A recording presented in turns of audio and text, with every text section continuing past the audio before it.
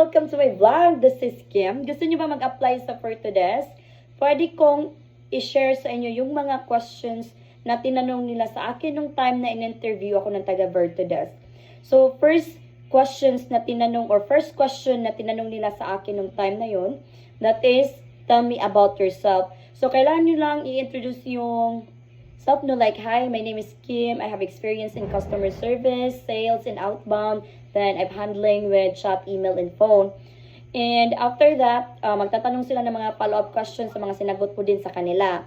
So, magtatanong din sila sa inyo kung how did you know about Virtudesk?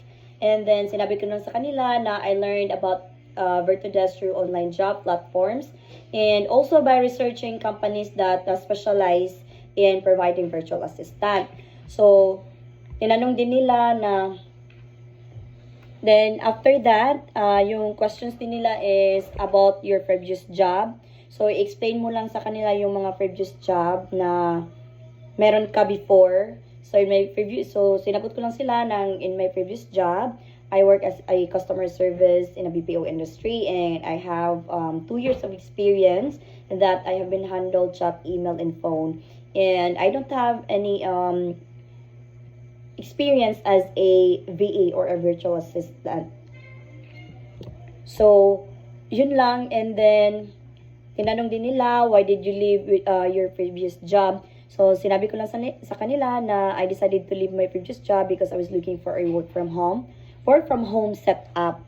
So, after that, tinanong din nila, how do you handle working while taking care of your kids? Kasi sinabi ko sa kanila na gusto ko mag-work from home kasi may mga kids ako. Gusto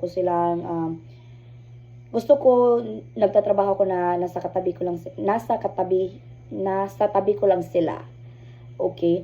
And then, sinabi ko na sila na I understand the importance of maintaining productivity while working from home. I have structured routine and a dedicated workspace at home as well. And tinanong din nila na, are you employed at the moment or do you have any small business? Then, sinabi ko na sila, yes, I do have a small business but that was before. And tinanong din nila na, can you tell me something about you that is not written in your resume? And then, tinanong din nila na, what keeps you busy? Yan yung mga questions or mga tinanong nila sa akin. And then, how will you handle a demanding client? Do you remember which position were you applying for? And then, for me, I'm actually applying for a executive or general virtual assistant in Virtudesk. And how do you understand like the role of general virtual assistant or the executive assistant? So, sagutin mo lang sila, and then you just need to be honest sa lahat ng mga sagot nyo sa interview because this is actually a recorded interview. And then, magtatanong din sila, what is your previous experience as a VA or meron ka bang experience as a VA?